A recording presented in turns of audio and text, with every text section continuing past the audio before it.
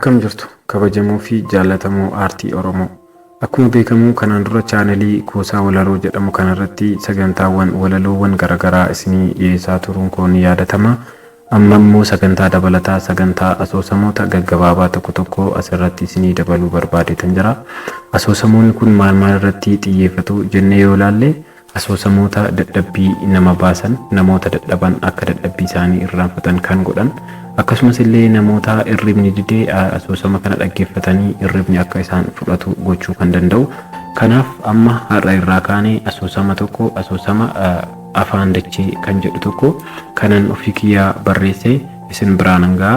Asoosama kana irraa kaanee asoosamoota garaagaraa kanneen namoota bebbeekamuudhaan barraa'an tokko tokko eeyyama gaafannee isin biraan gahuudhaaf qophii xumureetan jira.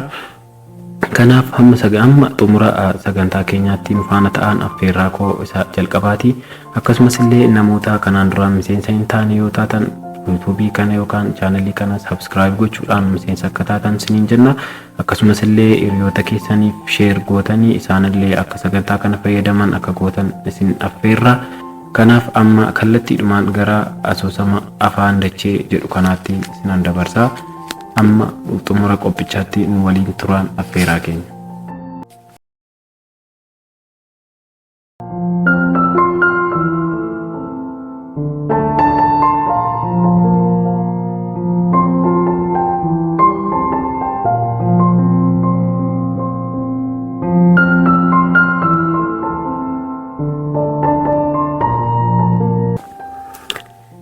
Kanaan dura lafti kun bakkan gaafa yaadni na fudhatee baduu itti godaanu ture. Dachee magariisa uffatte lafa gadi dhooqaa yookaan sulula kan ta'ee fi gamanaa fi gamanni isaa gaarriiwwaniin kan marfamedha. Fincaa'aan bishaan gaarreen lamaan gidduudhaa sulula kanatti gadi yaa'u bakka ani boqonnaaf deeme kana jannata fakkeessitee foolii itti gootee na simatti. Waacni simbirrootaa gaafa isaan ciu jedhanii asii fi achi wal faana fiigan, ija kiyya boqonnaa dhowwaa ofii isaanii gaafa haasawan jireenya koo fi dhiphoo koo hundumaa achumatti na irraanfachiisu. Bakkan taa'etti firiin mukkeenii gaafa mataa kiyya keessaa gadi na rukutan rifadhee yoon yaada keessaa dammaqu soorata na nyaadhu jedhee na dammaqsun argadha. Doorsoon qamalee fi jaldeessaa sagaleen isaanii waan si nyaatan fakkaatuyyuu gaafa akka isaan homaa sin goone yaadattu sammuu kee baay'ee boqochiisa.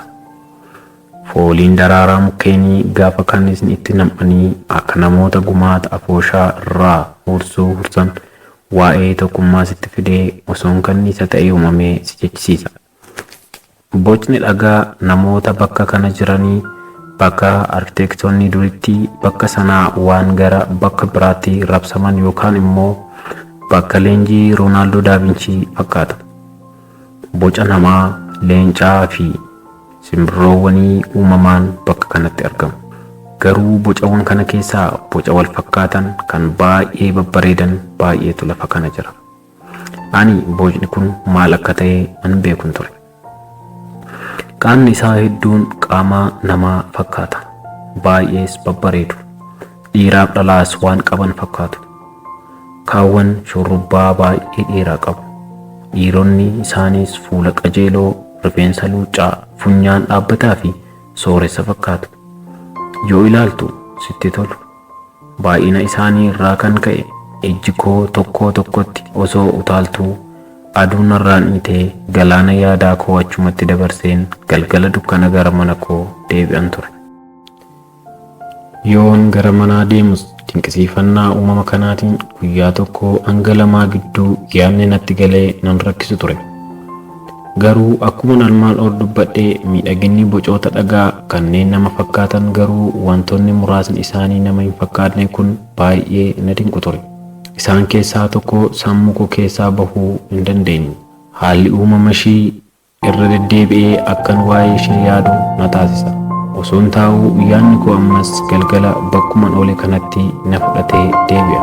Yoon rafes abjuudhaan dhuftee na dammaqsiti. Kanan boca dhagaa irraa argaa ture amma nama fakkaattee deemtee dhuftee na fuuldura dhaabbattee kukullatti. Nama rakkate hin fakkaattu. Qaamni ishee guutuu, faarri ishee ciisaa fi uffannaan ishee uffata ani argee hin beeknedha. Galgala dhuftee na fuuldura rifeensa ishee dheeraa sana isaan dhuura jalaa jiru irra gad dabarsitee takka as takka achi gochaa ija koo akka adurree hantuuta qabuuf ija miixxuu libsuu ijaa na laqxi. Suuta jettee ilkaan ishee irraa hidhii ishee gaafa soqoltu afaan ishee keessaa cabbiin harca'uuf waan afaan guutee fakkaata. Ani osuma kolfina qabuun kolfuu saalfadha. Yoon cal jedhee ilaalu nyaara ishee takka yoo walitti buttu lafaa fi samiitu walitti siqinatti fakkaata. Gaafa sana lafan ciisee jiru ol jedhee nyaara ishee hiksisuuf yoon jedhu deebitee na biraa deemti. Nan dhaba. Ciisa koo irraa bu'een yoo boroo duuba jiraatteef jedheen hordofuu ba'a. Hin jirtu. Lamuu hin deebitu jedheen gaabbiidhaan deebi'eera. Namni ani qaamaan hin beekne kun garuu bocaan beekuu kun maalinni jedhee of kaafadha. Sanuu guutummaatti nama hin fakkaattu. Qeensi miila ishee seentimeetira 5 caalaa dheerata. Hojjaan ishee baay'ee dheeraadha. Anayyuu baay'ee caalti. Kanaaf ani ekeraa wajjin haasaan jalqabee jedhee keessi koo sodaadhaan bokokkofa. Ofan sodaadhe. Rafuu nan yaadde. Yaanni koo ni joora, ni jawwara malee xumura hin qabu. Garuu osoo dhuftee ilkaanichaa fi shurrubbichaan iddoo sana natti agarsiiftee deemtee natti tola ture.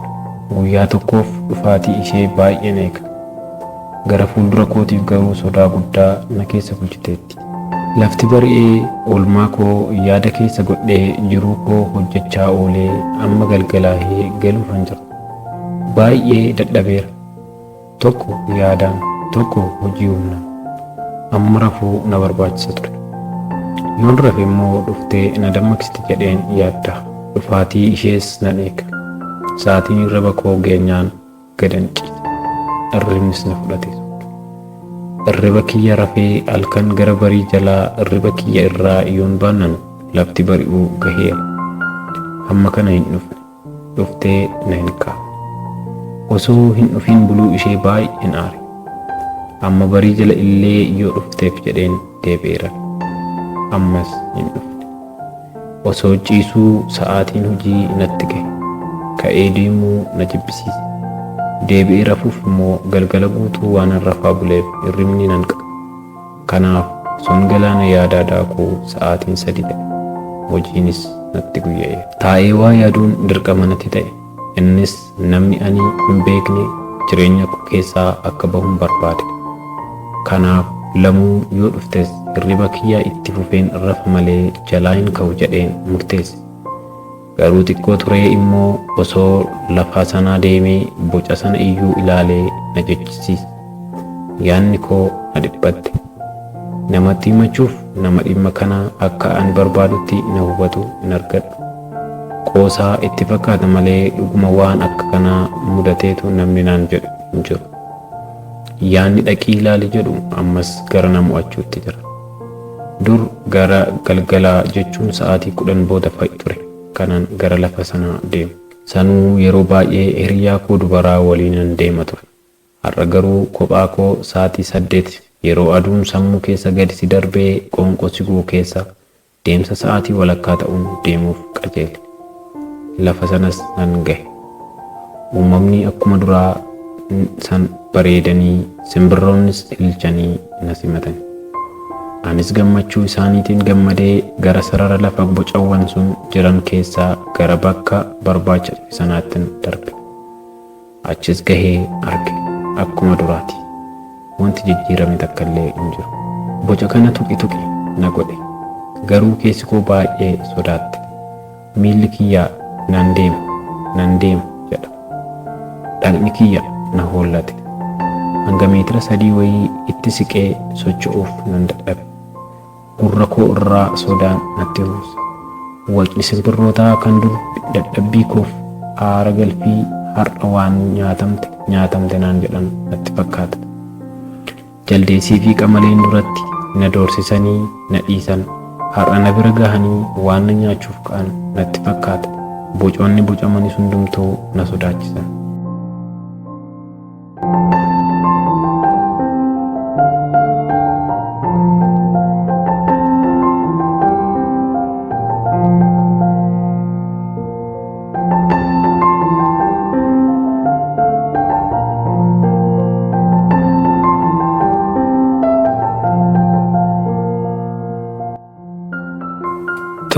Kabajamoo fi jaalatamuu aartii Oromoo sagantaan keenya kanarraaf qabannee dhiyaanne kana fakkaata.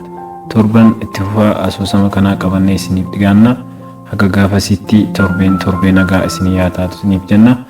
Namoonni miseensa hin taane immoo subscribe gochuudhaan sagantaaleen keenya torbaniin akka isin jalaa hin dabarre gochuu dandeessu. Horaa bulaa deebanaa nama torbanii ta'a.